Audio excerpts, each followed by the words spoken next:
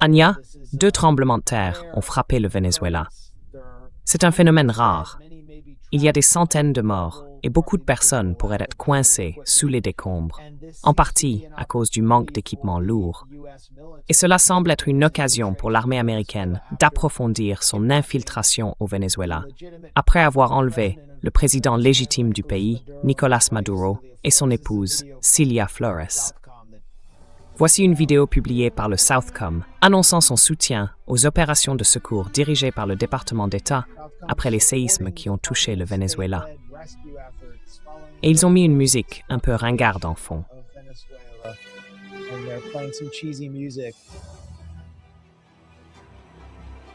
Très bien. D'accord, on a compris. Anya, qu'est-ce qui s'est passé au Venezuela?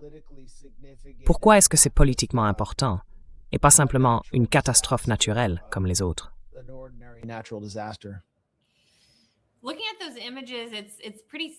Quand on regarde ces images, c'est vraiment triste.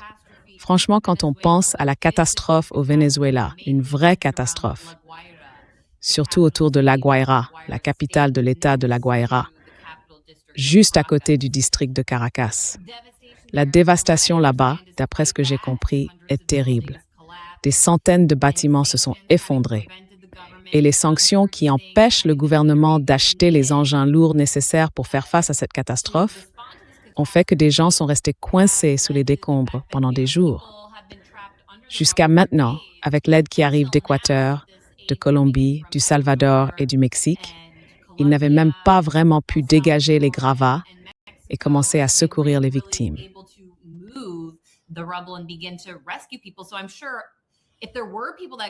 Je suis sûre qu'il y a des gens qui auraient pu être sauvés dans les premières heures, simplement à cause des sanctions américaines. Des centaines, voire des milliers de personnes sont mortes parce que le gouvernement n'a pas pu réagir. Mais en regardant cette vidéo depuis les États-Unis, d'un côté, oui, dans ces circonstances, en tant qu'Américain, je suis content de voir que mon gouvernement dit vouloir soutenir le Venezuela. Malheureusement, ce n'est pas une réponse humanitaire américaine ordinaire. Encore une fois, cette aide arrive parce que l'État lui-même a été coupé du reste du monde et qu'il n'est plus capable de subvenir à ses propres besoins.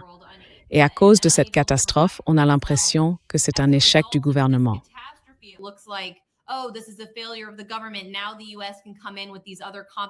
Maintenant, les États-Unis peuvent arriver avec ces autres États latino-américains compétents et prendre les commandes. Et c'est bien ce qu'on dirait qu'ils prévoient de faire, surtout quand on sait que les États-Unis coordonnaient déjà des frappes militaires sur le territoire souverain du Venezuela avant même que cette catastrophe n'ait lieu. Donc oui, tout porte à croire que c'est une occasion pour les États-Unis et leurs alliés de renforcer leur présence au Venezuela. Et même si la solidarité régionale devrait être quelque chose qu'on célèbre ou qu'on trouve inspirant, là, ça ressemble plutôt à une manœuvre de manipulation pour opérer un changement de régime plus en douceur, ce qu'il mène d'ailleurs plus ou moins depuis que Maduro a été destitué le 3 janvier.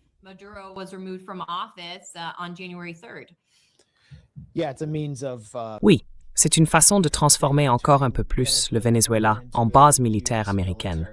Surtout après l'atterrissage très provocateur d'un V-22 Osprey à la nouvelle ambassade des États-Unis. L'ambassade américaine avait quitté le Venezuela de son plein gré. Et avant ça, en janvier 2009, pendant l'opération dite Plomb durci menée par Israël contre la bande de Gaza. La première attaque vraiment dévastatrice qui a conduit à la situation actuelle, le président vénézuélien de l'époque, Hugo Chavez, avait expulsé l'ambassadeur d'Israël et tout son personnel en signe de protestation. Et ils ne sont jamais revenus. À partir de ce moment-là, le gouvernement vénézuélien est entré en conflit avec Israël et il a traité l'Iran comme un pays normal. Il a considéré la République islamique d'Iran comme un pays normal et l'Iran les a beaucoup aidés sous sanctions. Et maintenant, voilà ce qui se passe.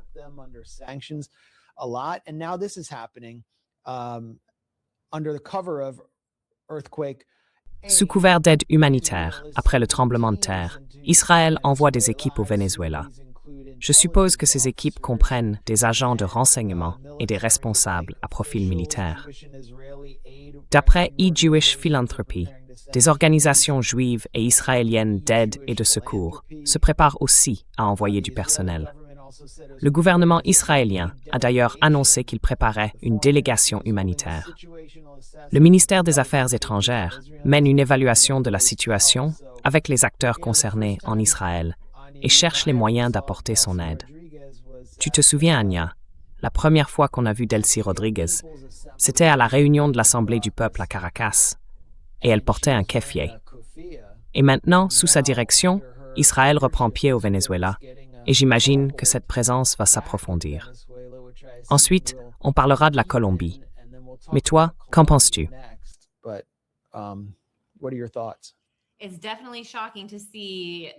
C'est vraiment choquant de voir les Israéliens présents au Venezuela. Dans une situation pareille, il est difficile de dire ce qu'un autre dirigeant ferait parce qu'ils ont clairement besoin d'aide. Mais on aurait sans doute pensé il y a encore quelques années que ça, ce serait une ligne rouge. Et je veux aussi dire un mot sur la Guaira, là où cette catastrophe s'est produite. Ce tremblement de terre, ou plutôt ces deux tremblements de terre. D'abord un de magnitude 7,2 sur l'échelle de Richter, suivi quelques secondes plus tard d'un autre à 7,5. Absolument terrifiant. Je ne sais pas si certains ont déjà vécu de petits séismes, mais même à 4, c'est déjà très impressionnant. Alors j'ai du mal à imaginer ce que ça peut être au-delà de 7.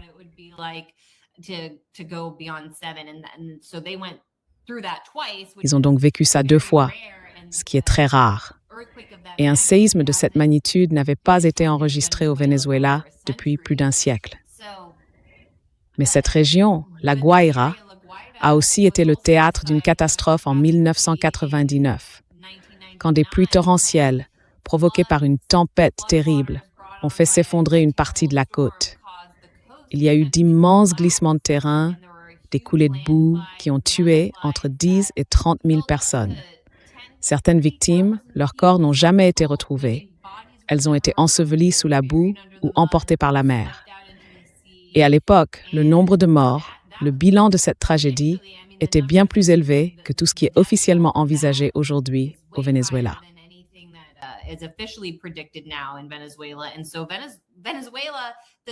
Et donc, le Venezuela, les mêmes éléments qui font sa plus grande richesse, son pétrole, son minerai de fer, son or, toutes ses ressources, sont aussi sa plus grande malédiction.